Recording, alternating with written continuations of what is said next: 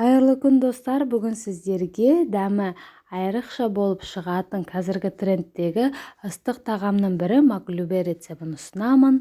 Видеомды соңына дейін көріп, пікір жазып, қолдауды ұмытпаңыздар. Барлық керек затымызды алдын ала жуып, тазалап қоямыз. Бізге қажеті 1 сарымсақ, 1 дана сәбіз және де 6-7 картоп. Картопты өзіңіздің картошкаларыңыздың размеріне қарай аласыздар. Менде ұсақ болғаннан кейін осынша мөлшерде алдым. Етімізді де көз мөлшерлейсіздер, қажеттеріңіз бойынша алып, осылай видеодағыдай етіп жіңішке қылып турап аласыздар.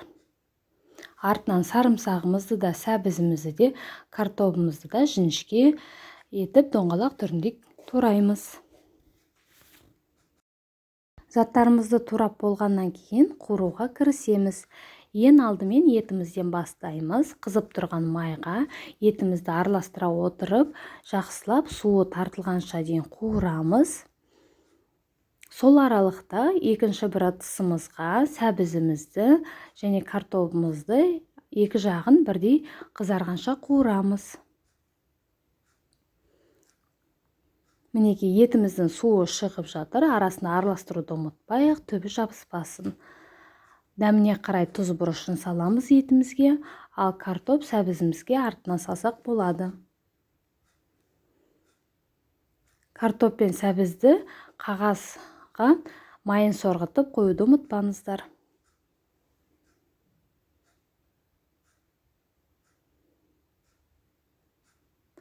Мінеки бізде барлығы қуырылып болды. Енді етімізді қақпақ жауып қоя тұрсақ болады.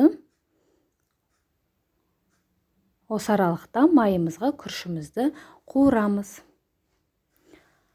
Жақсылап тұрып араластырып отырып, күрішімізді майы тартылғанша жақсылап қуырамыз.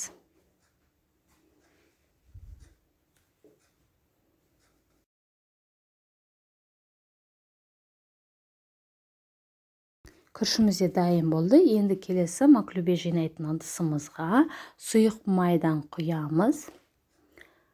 Молдау етіп, үстінен сарымсағымызды қойып шығамыз.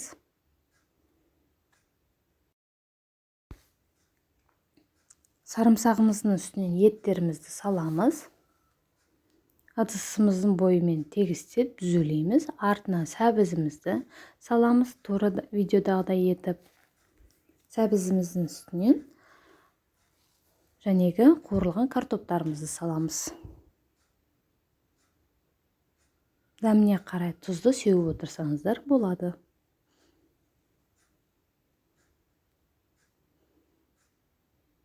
Ең соңында күрішімізді салып, қасықтың көмегімен бет жағын тегістейміз. Артынан күрішіміздің көлеміне қарай суымызды құямыз. Суымыз күрішіміздің сыртына кішкене шығып тұру қажет. Қақпағын жауып 20 минутқа қоямыз. Сол аралықта күрішімізде, етімізде толық піседі. Және де күрішіміздің бет жағын араластырып қойға ұмытпаңыздар. Араластырғаннан кейін қайтадан тегістейсіздер. Күрішіміз піскенше дейін салатымызды дайындаймыз. Салатымыз жеңіл болу керек. Сол себепті қияр мен қызанақты пайдаланайық. Бұнда көп салманың қажеті жоқ. Қияр мен қызанақтан өте жеңіл салат болып шығады. Мінеки салатымыз дайын. Келесіде дәміне қарай тұзын сеуіп қоямыз. Қажеті ыдысымызды дайындаймыз. Үлкендеу табағымызды, сол табағымызға қазанымызды төңкеріп, қасықтың көмегімен жан жағын тарсылдатамыз. Күрішіміз босау үшін. Тарсылдатып болғаннан кейін қазанымызды асықпай алып аламыз. Мінеки түбіне сарымсағы жабыса да, еті жабыспай, осындай әдемі және де дәмі ерекше болып шығатын маклюбе тамағы дайын болып шыға келді. Жанына салаттарымызды қойып, міндетті түрде айранды құюды ұмытпаңыздар. Айран мен күріш және де осындай жеңіл салатпен түріктің ыстық тамағы, яғни маклюбеміз дайын болды. Жасап көріңіздер, дәмі өте ерекше және де барлық отбасы мүшелеріңізге ұнайды деген ойдамын. Видеомды соңына дейін көргендеріңізге үлкен рахмет. Барлығымызға ас болсын. Келесі кездескенше сау болыңыздар.